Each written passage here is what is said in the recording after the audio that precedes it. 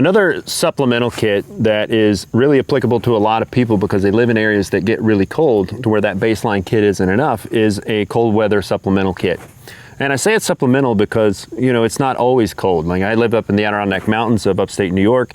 It's cold for probably 4 to 5 months out of the year.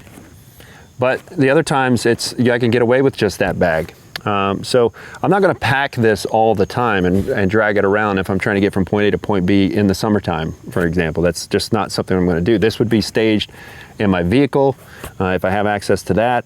It would be staged at home. It would be staged at my alternate bug-in location. It's not something I'm going to carry all the time. But as we start getting closer to winter, I'm going to switch out that baseline. I'm going to kind of beef it up with insulating stuff. And of course, because insulating stuff is big and fluffy, you know, you kind of need a bigger bag. So I just moved to a larger Alice ruck. And then, you know, thinking about those needs again, fire doesn't change during the winter, but my clothing choices change. So the first thing that I'm going to be using is some layered material. I've got a couple of different sets, lightweight and heavyweight wool long johns that I would put under my normal clothes, which I consider kind of my durable layer. And then of course a windproof, waterproof layer. That would be in there, and hat, scarf, and gloves, all wool. That's just my preference. So that's kind of my upgrade to the clothing when we're talking about the core temperature control.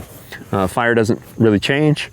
But as far as shelter items, I can still get away with a poncho for my overhead cover, but you know, the poncho liner is not going to be insulative enough in really cold weather. So I'd upgrade that to a 3-part sleeping bag system, which is basically the military sleeping bag system, the MSS, but I use kind of part of that in the Snug Pack Special Forces sleep system, which consists of a pretty heavyweight bag with a lighter patrol bag that also zips inside of that bag to double it up and get even more insulation for cold weather. And this is a baffle that goes to that set that helps tie those all together. And then, you know, I go from that small bivy sack, even though I can get away with that, a lot of times I'll use a more robust, heavier weight Gore-Tex bivy sack to go with that. So if it's applicable, you have extreme cold weather like I do, you know, you need to supplement that stuff from that baseline. And I think that's an important point to make. So moving on, you know, nothing changes as far as first aid. Additional things that I would put in there as far as mobility and kind of part of the clothing is a different pair of boots. Like these Solomon boots are Gore-Tex. They're heavyweight. I wear these in the wintertime a lot of times, but I don't wear them any other time. You know, I like a lighter weight boot for the other 3 seasons, but in the wintertime, you know, protecting your feet from cold weather is important. So I have a heavier duty, kind of more insulating pair of boots in this kit. And then last but not least is a pair of trail crampons.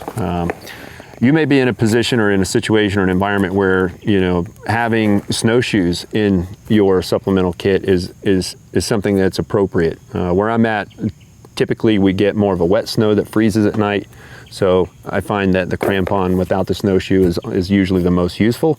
I do, however, have snowshoes. They're just not in this particular supplemental kit, but I do have those available. So if you live in an area with cold weather, understand that baseline kit's not going to be enough for the winter, at least, and you need to have something on standby. But again, this isn't something you need packed all the time. This is something that you supplement your baseline kit with when the weather demands that you do that in the environment. And if you don't live in an area that has cold weather, then you don't need any of this. But that is a winter supplemental kit. But again, not on your back. It's pre-staged either at your house, in your vehicle, or at your alternate bug-in location.